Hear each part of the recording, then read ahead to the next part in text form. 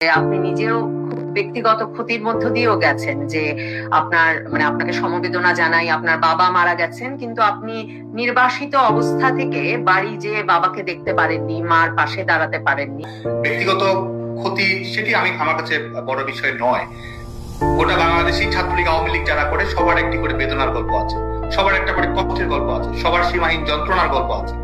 আজকে ছাত্রলীগের নেতাকর্মীরা নির্মম নির্যাতনের শিকার হয়ে মৃত্যুবরণ করতে হয়েছে।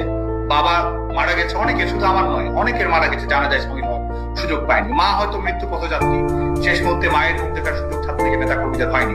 হয়তো গ্রামের গঞ্জের মফস্বলের, হয়তো কৃষকের, শ্রমিকের, সাধারণ চাকরিজীবীর সন্তান ছাত্রলীগের রাজনীতি করেছে, মেডিকেলে পড়েছে, প্রকৌশল বিশ্ববিদ্যালয়ে লেখাপড়া করেছে, হুট করে জেনেছে তার সার্টিফিকেটটি বাতিল করা হয়েছে। এবং আমাদের হারানোরই বা কি আছে, যখন আমরা তো সবই হারিয়েছি। যখন ধানমন্ডি 32 নম্বর, যেটি তো আওয়ামী লীগ ছাত্রলীগের কোনো বিষয় নয়, যেটি আমাদের মুক্তিযুদ্ধের ঐতিহাসিক ঠিকানা, যেটি আমাদের স্বাধীনতা সংগ্রামের আতুর ঘর, সেটিকে তারা গুড়িয়ে দিয়েছে। বেদনা অবশ্যই আমাদেরকে সংহত করে, বেদনা আমাদেরকে শক্তি দেয়, বেদনা আমাদেরকে লড়াইয়ের কথা মনে করিয়ে দেয়, স্মৃতি আমাদেরকে আমাদের অতীতের ভুলগুলি থেকে শিক্ষা নেওয়ার সম্পর্কে দীক্ষা দেয়। এগুলো থেকেই শিক্ষা গ্রহণ করে ভবিষ্যতে আমরা গণতান্ত্রিক বাংলাদেশের জন্য, মুক্তিযুদ্ধের অধিকার ভিত্তিক বাংলাদেশের জন্য আমরা কাজ করব।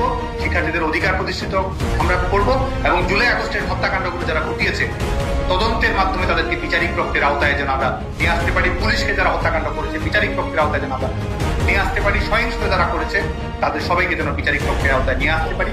এই ন্যায়ের সংগ্রামকে আমরা এগিয়ে রাখবো।